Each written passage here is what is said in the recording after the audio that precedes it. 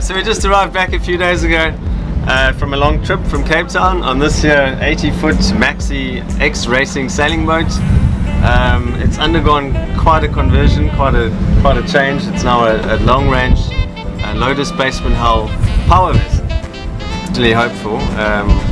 I assumed it would be about 30 days or 35 days, but with boats it always ends up being a lot longer than you assume. So yeah, it was supposed to be about 30 days. It ended up being about 2 months. We left sort of just before Christmas, and myself and first mate, it was just the two of us at the time. It was our preparations were quite in depth. I mean, we thought we'd only be there about 3 days or so, but I think it ended up being about 12 days.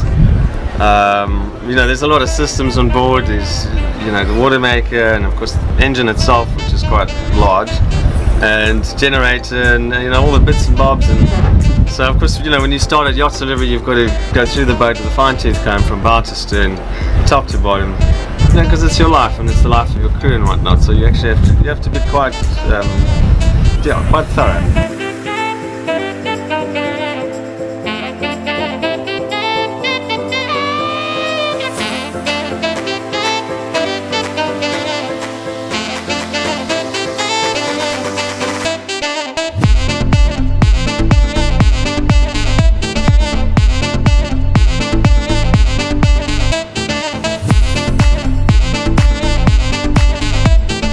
So yeah, it was a pretty straightforward trip otherwise, despite all the hold-ups and a lot of bureaucracy arriving in Brazil.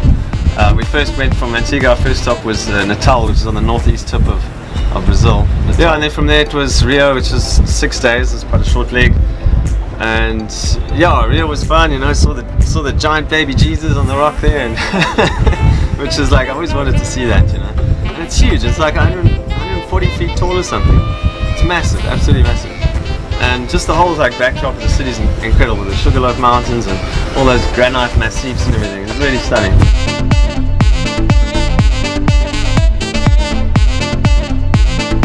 Then we left Rio eventually, and that was pretty straightforward. From there we did a great circle route, which is kind of, if you look on a map you're doing a curve, but in real life it's a straight line, because if you take a Mercator projection chart and you flatten out the ends, that you end up widening the polar regions of the map. So in other words, if a globe to represent a curved surface with a flat surface is quite different. So a curved line becomes a straight line. So anyway, so that's was our quickest route. And then we passed just north, 150 miles north of Tristan da Cunha, which is apparently the world's most remote island. So and that's like dead slap bang in the middle of the Atlantic, So we kind of just wanted to, if we did have problems somewhere midway in the Atlantic, we could pull in there and seek help.